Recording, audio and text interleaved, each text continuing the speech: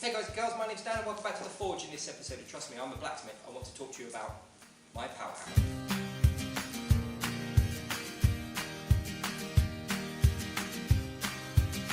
So this power hammer is a 3-weight clear space.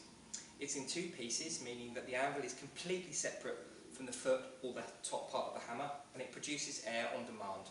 So basically, if I don't use the air that it's compressing, it just exhausts it to atmosphere.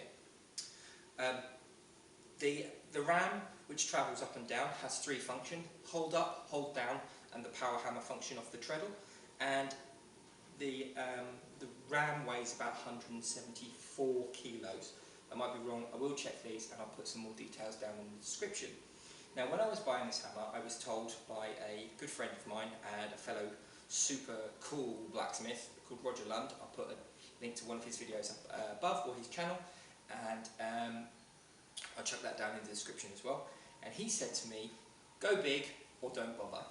You can always forge small stuff with big hammers. You can't forge big stuff with small hammers.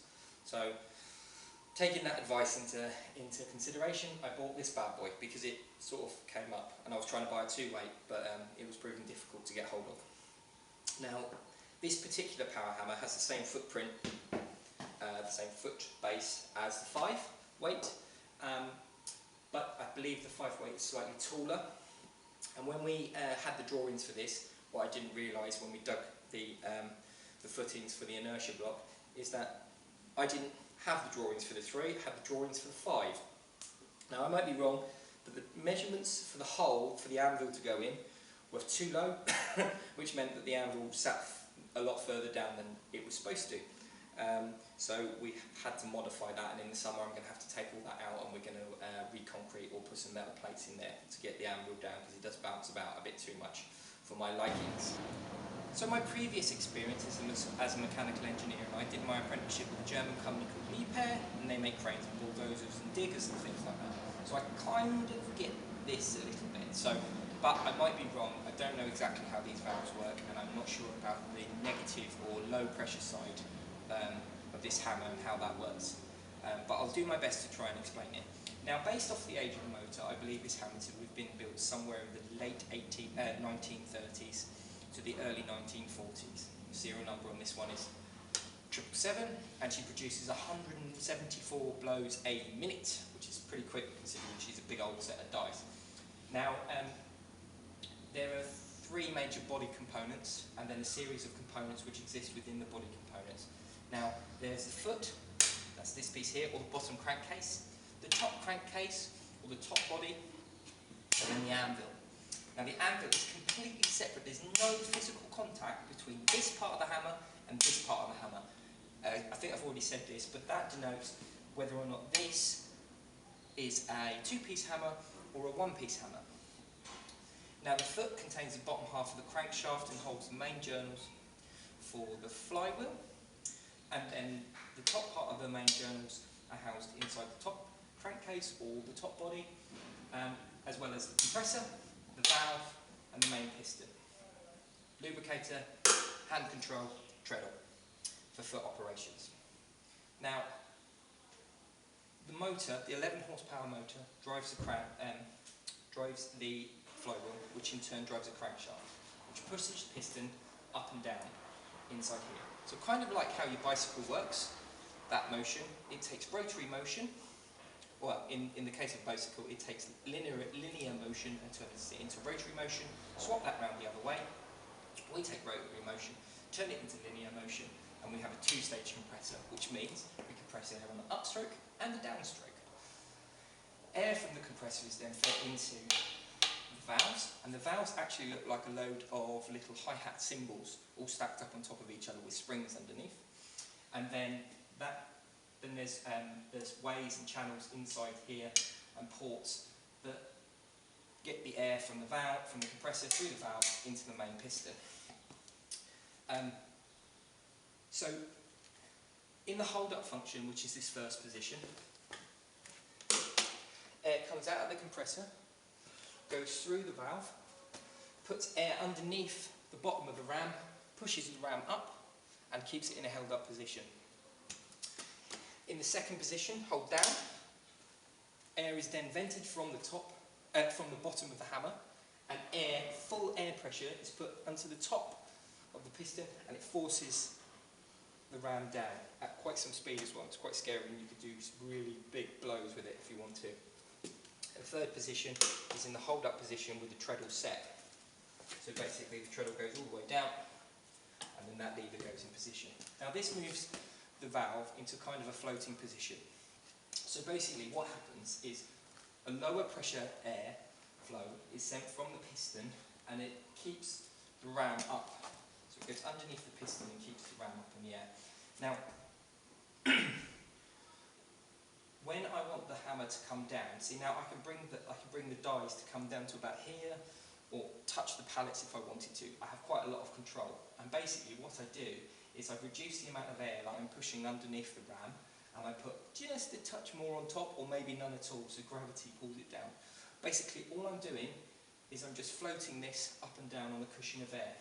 Now when I'm doing some real big blows, I will be putting lots of air on top, but then as soon as the air's been put in at the top and it's touched, these valves in here do some clever stuff, and they lift the hammer back up. And I also believe, and I don't know this 100% for sure, I would have thought there was like on a jackhammer, there'd be a cushion of air under here just to protect the bottom part of the stuffing box from making any actual physical contact. It would make sense, but I don't know that for sure. I can't tell off the drawings, so unfortunately I can't give you an exact example for that. But yeah, it works really well, and unfortunately I've got a little bit of a leak at the minute coming out the stuffing box, which is hindering the performance of the hold up. So she does sag a little bit, but in the summer I'm going to take it all apart and sort out the problem I had with the drawings as well. So hopefully I'll be able to get some video of that, guys. So I hope that helps. Lets you know a little bit of information about how the hammer works. The oiler here takes oil out of a reservoir which lubricates all the, which is a splash throw type of lubrication. So basically the crankshaft dives in there and it splashes lubricant everywhere and stuff. Sucks it up using air pressure and sticks it into the top of the piston, and that just lubricates everything. Every now and then you have to dump oil out of the body. This little knob down here is a filter, and it just takes a little bit of the carburised crap out of it, because when these get hot they carburise the oil up and it makes the oil really messy and it's not good. You have to change the oil on regular intervals on this bad boy. I'm just going to start her up and show you what she does.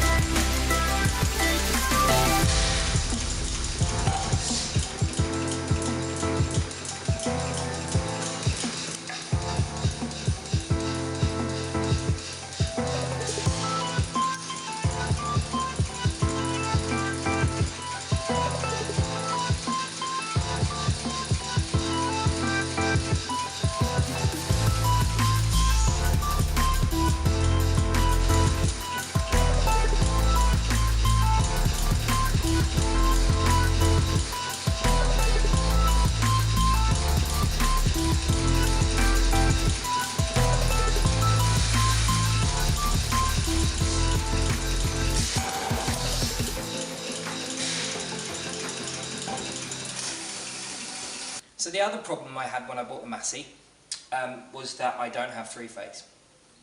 And in order to overcome that, I brought a really clever little bit of kit, and I'll show you that in just a minute. Basically, this is the motor. It's an 11 horsepower motor. It's lovely and quiet, hardly makes any noise whatsoever, and because of my my really clever bit of kit, she doesn't ever seem to struggle. I've only got 5 belts on here. It's supposed to have 7, but it doesn't seem to need them. So and it's working quite well, which is really good. So I'm really happy with that.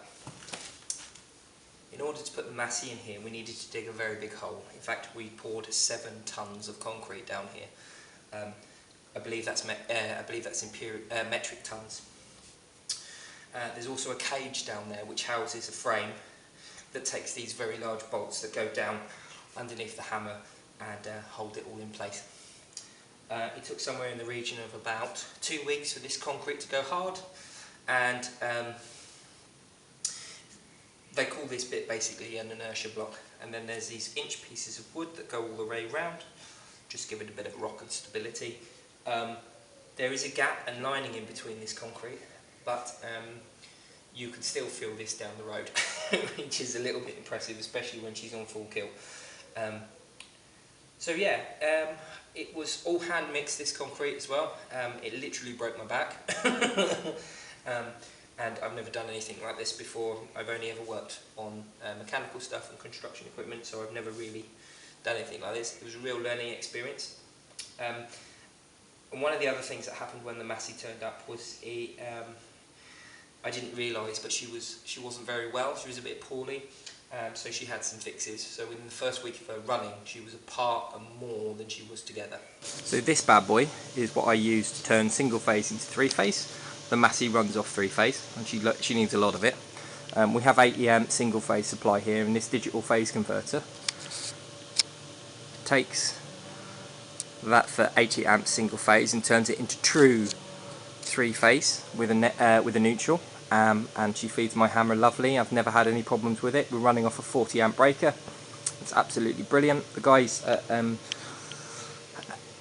Drives Direct phase converter guys, they saved me a lot of money because the alternative was to run a generator, and I could not afford to do that. So thanks guys for sorting that out, and the guy who fitted it's done a lovely job. I'm not an electrician, so don't ask me how it works.